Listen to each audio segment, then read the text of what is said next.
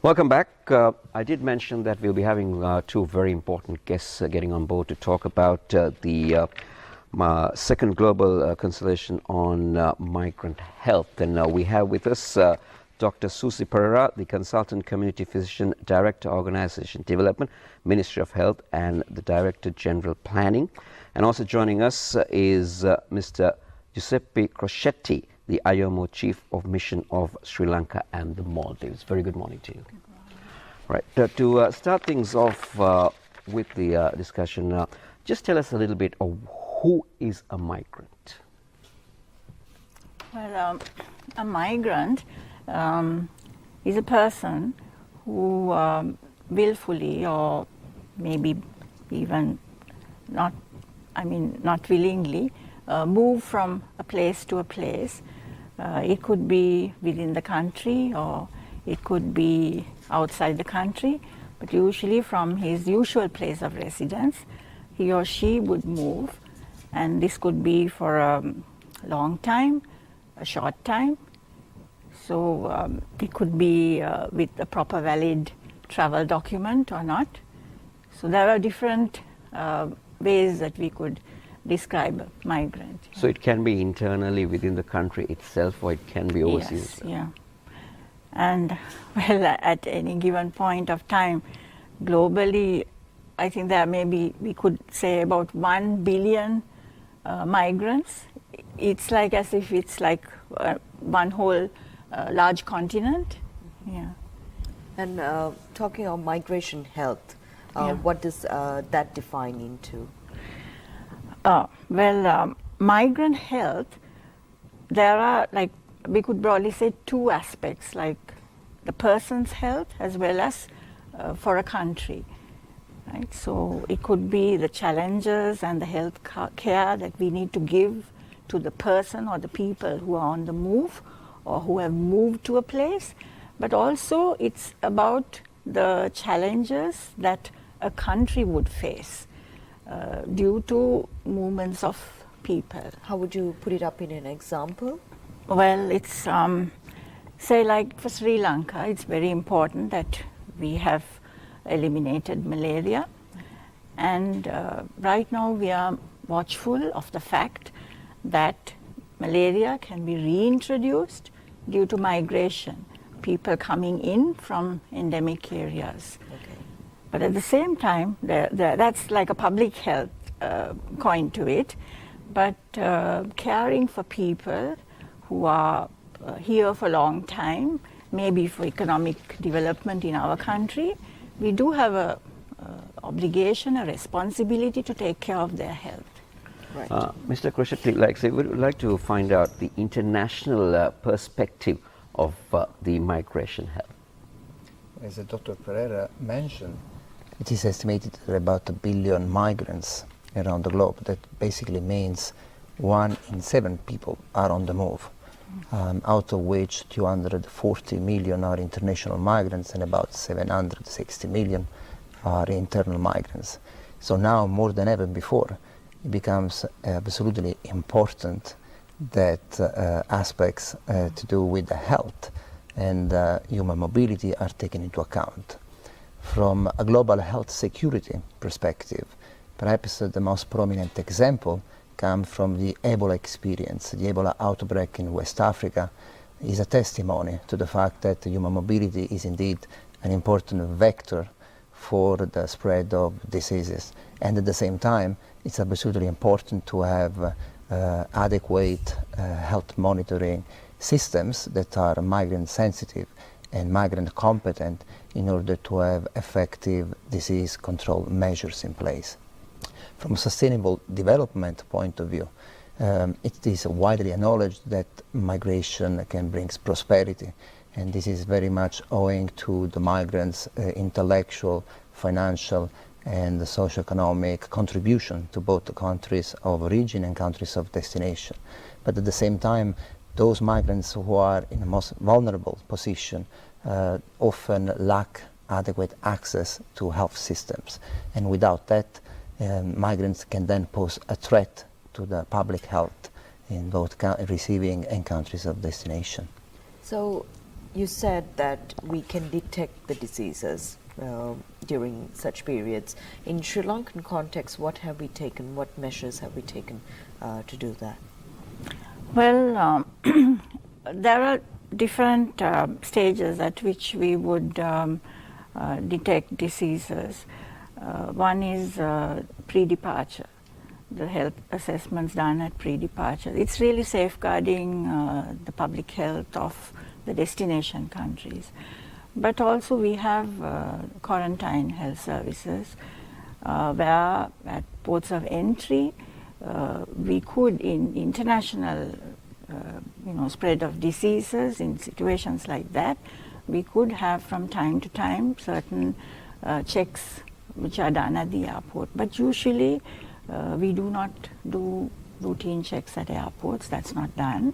But we have our surveillance system which picks up possible diseases coming into the country. Right.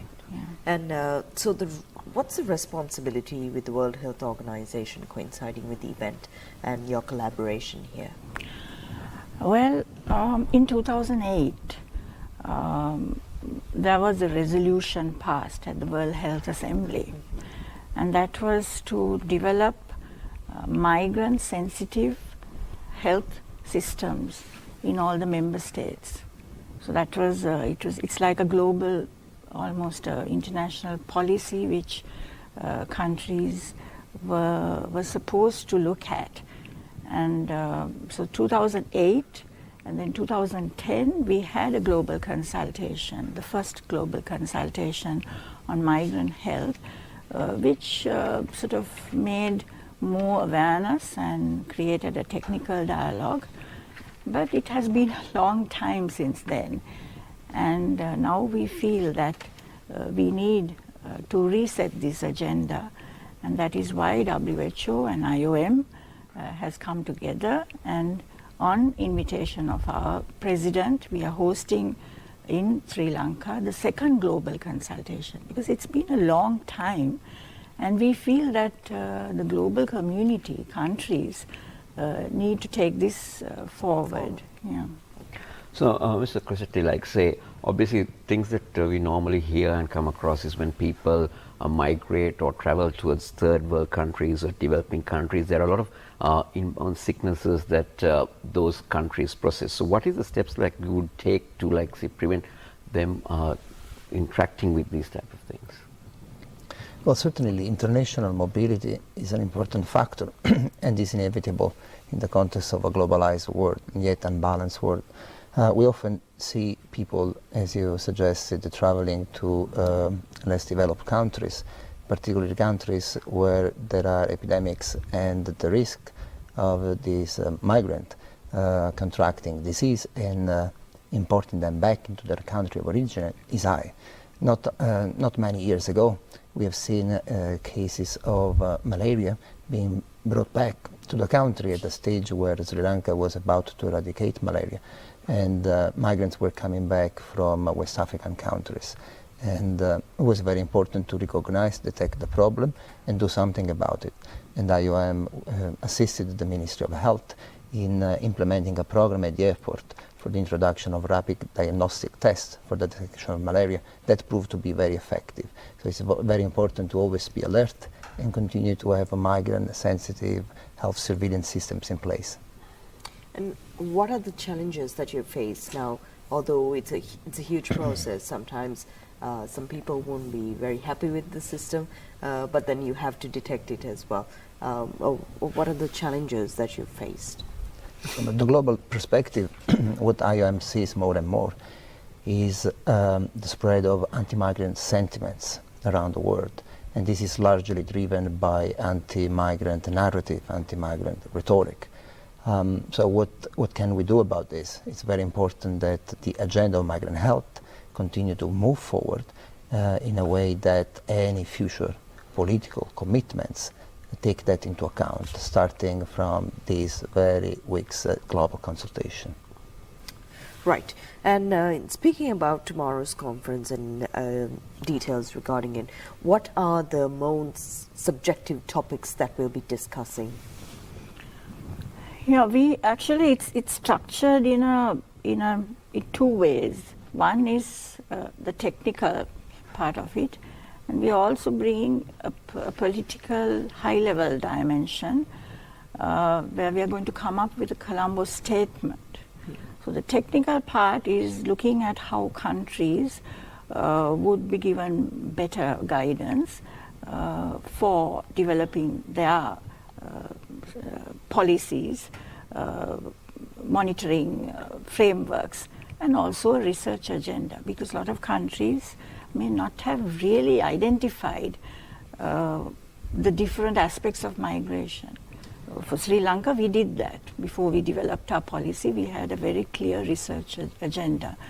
And so it was from evidence to policy. But many countries may not have understood exactly the different dimensions of migration. So, I mean, most often we talk about labor migration, and labor is really focused on. But there are so many other aspects of migration. So this consultation will really look into these three aspects of helping countries to identify the research, the monitoring framework, and also migrant-sensitive policies for development. So it's giving direction. But at the same time, because the countries are getting together, and we have about over 100 participants, registered foreign participants, and there's the academic contribution, high-level government contribution. So all of us will be discussing, and the Colombo statement also is seen as a stepping stone towards more advocacy in the globe. It's not an absolute thing, but it will certainly advocate and move the agenda forward, and countries need that high-level decision making in order to move it forward. It's not only technical people like us who are involved. It's high-level policy decisions which are needed now. So high-level policy decision makers will be involved in this conference. They are, and the Colombo statement in its draft form has been circulated widely. It has been discussed through permanent missions of different countries to the UN, and so there has been an engaging process, which I'm sure will continue. So this is yet a stepping stone, and we believe, I think Sri Lanka has taken that move to lobby internationally with other countries. There are other countries like that, and we feel that as a country alone we can't do something, and countries need to get together to do something. So that is why this second global consultation has a very important part in this high-level panel meeting, apart from the technical part. Because, see, the first global consultation was very, very technical. It gave the impetus to start things, but to move it beyond now, actually, we need this political dimension also. So from the first global conference to the second one, how long a duration has this been? It's been a long time, because first one was in 2010 in Spain, Madrid, and now it's 2017. So it is now timely to have this consultation, and we are really wanting to press it so that influence the World Health Assembly, the WHO, to take it up, because there are larger member states, 192 member states. So we think that this is going to be a pivotal point. Mr. Crocetti, we want to ask you, what is your overview and expectation from the second global consultation event? Well, stemming from a simple statement IOM strongly believes in, and that is that healthy migrants lead to healthy societies and ultimately to healthy economies.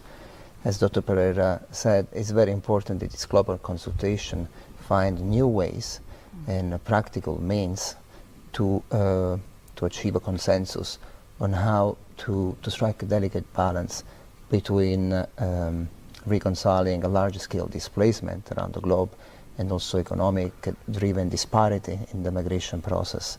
So 7 years went by since the first global consultation was held. Much has happened. Not many countries have progressed in the implementation of the framework agreed upon in the first global consultation. And in that context, I wish to congratulate Sri Lanka and the Ministry of Health. Sri Lanka is one of the few countries in this region that have in place a comprehensive multi-sectoral migration health policy and a dedicated migration health program. These were some of the determinations from the first global consultation. So it only makes sense that it is the government of Sri Lanka hosting the second global consultation and lead by example. And hopefully there will be an outcome document, some sort of Colombo declaration, a statement that will bring new countries on board on the new unified agenda for migrant health. Interesting stuff, and thank you for bringing us that entire detail. Dr. Perera, would there be any other details that you'd like to share before we wind up? Yes, we think that the consultation will definitely move the agenda forward, and it will also revive the local situation. And we're really looking forward to the consultation, which starts tomorrow. And nearly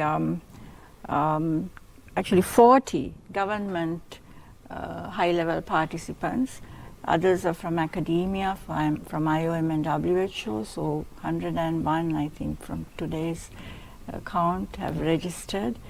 And it's going to be a good discussion. We're really looking forward to it. All right. Thank you very much for joining us on our show, and we wish you all the very best. You're doing a fabulous job on serving the country and also looking after the global perspective on it as well.